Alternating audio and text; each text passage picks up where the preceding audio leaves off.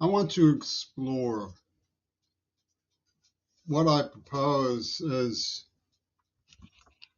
points of departure for thinking about the resolution of diplomatic history with Israel now that they've pulled this outrageous stunt. Now, I've made some errors in my program of study.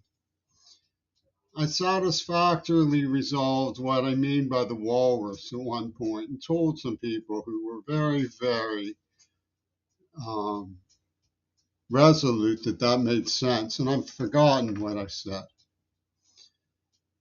Maybe I'll be able to find it scanning my notes. And I'm always afraid that I'll forget something of some importance, and that's an example. I'm old, things slip my mind, I have Parkinson's, which affects your marbles.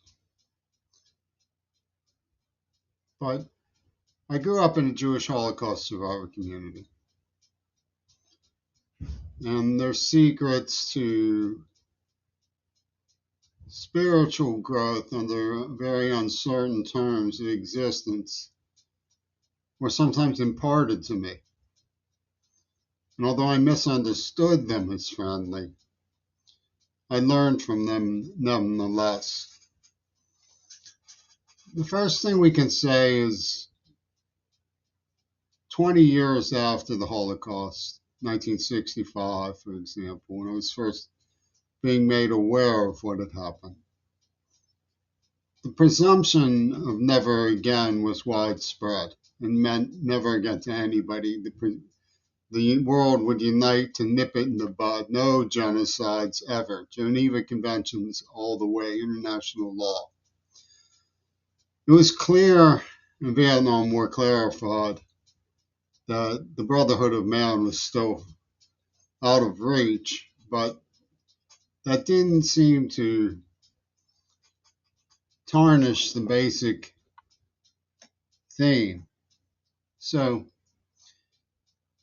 when you look at history of the Holocaust, here's an example from my book collection. It's about Jews of Poland, some of whom didn't survive, others of whom did. And they don't want to be erased from history either. And it's important for people who are academic and involved in the institutions of the United States to provide a safe haven for the rehearsal of these old memoirs and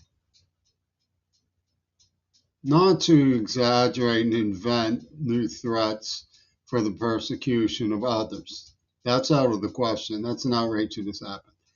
So, what is the defining purpose if you're just transferring the situation over to another group of people? Is it the same thing? Do you ask of Palestinians to remedy by accepting the burden of the former survivors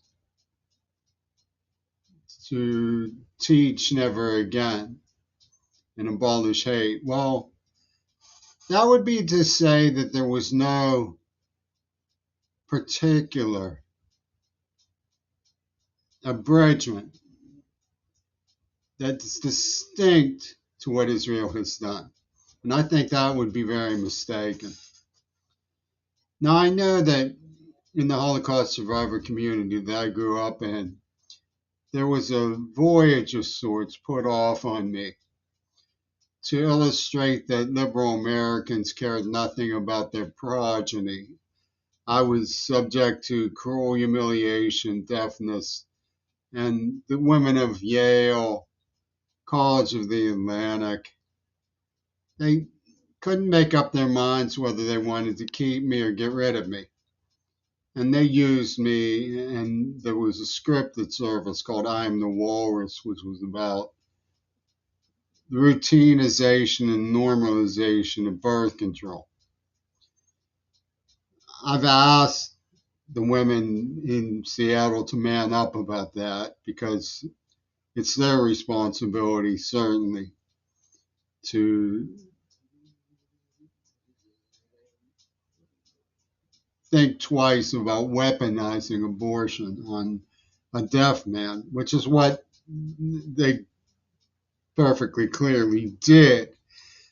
And they did it to ingratiate themselves to this conniving, sneering, degrading Jewish community who have cast their lots with the mountebanks of the worst of human time.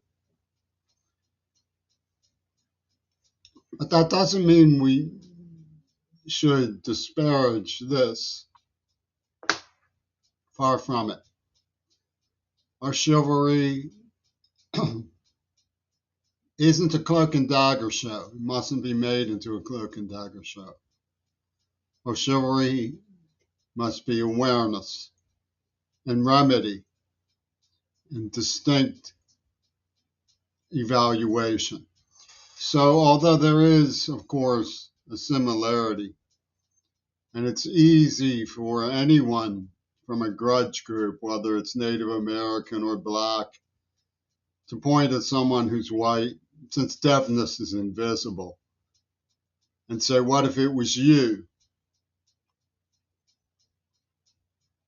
There are people who have been victimized who don't want it to contribute to the bulldozer of hate that's being mobilized all around us.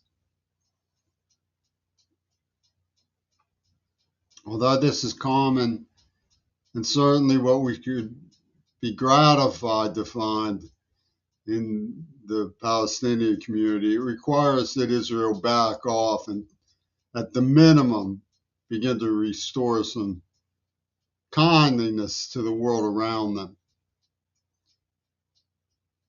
And they are, of course, faced with a distinct clause in this situation, which is that they hypocritically used and deceived the United States. It's unbearable to me because half of my family is Jewish from my father's remarriage and my half sister's conversion.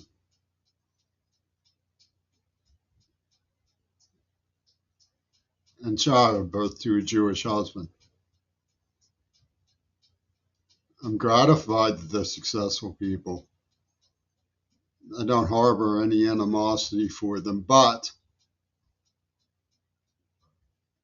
I would have no patience for any demonstration of sympathy with Israel and what they've done to Gaza. It's insane.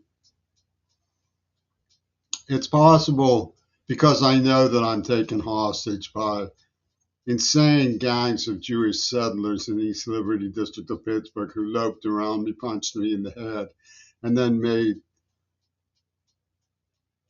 common cause with scoundrels in prison psychology.